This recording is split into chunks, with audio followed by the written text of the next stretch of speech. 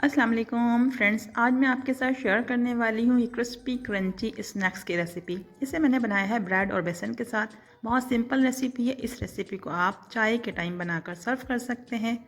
तो चलिए हम बनाना स्टार्ट करते हैं। एक बड़े बाउल में मैं डालूँगी बड़े साइज़ की मैंने प्याज लिए। प्याज को मैंने स्लाइस में कट किया है। 2 मैंने आलू लिए हैं दरमियाने साइज़ के। आलू को मैंने जूलियन शेप में कट किया है। आलू को मैंने धो के अच्छे से वॉश कर लिया था। साबुत धनिया डालेंगे 1 टेबल स्पून। ज़ीरा डालेंगे, ये भी हम 1 टेबल स्पून ही डालेंगे। हरी मिर्च डालेंगे बारीक कटी हुई तकरीबन 1 टेबल स्पून के बराबर। और हरा धनिया डालेंगे। हरा धनिया आपको जितना पसंद है आप डाल सकते हैं। 1/4 टीस्पून बेकिंग सोडा डालेंगे। कुटी हुई लाल मिर्च 1 टीस्पून डालेंगे। नमक डालेंगे अपने जायके के हिसाब से। और पिसी हुई लाल मिर्च 1 टीस्पून डालेंगे। बेसन लिया है मैंने 1 कप। बेसन को हम छान के यूज़ करेंगे।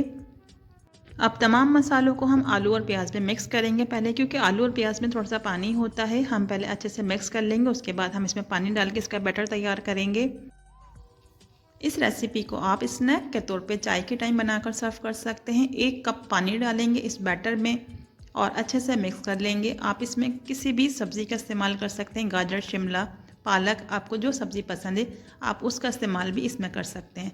बैटर को हमने अच्छे से मिक्स करके साइड पर रख दिया है। अब मैंने लिए हैं ब्रेड के कुछ स्लाइस के ऊपर हम बेसन का बैटर लगाएंगे अच्छे से फैलाकर।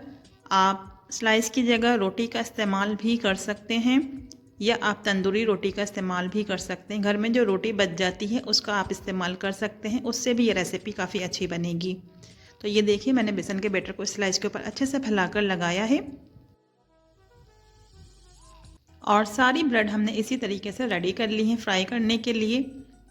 बेसन का बैटर मैंने अच्छे से फैलाकर लगाया है। आपने इसी तरीके से स्प्रेड करना है बेसन के बैटर को रोटी, ब्रेड या तंदूरी रोटी के ऊपर। मैं इसे फ्राई करूँगी, मैं इसे डीप फ्राई करूँगी। आप इसे शैलो फ्राई भी कर सकते हैं।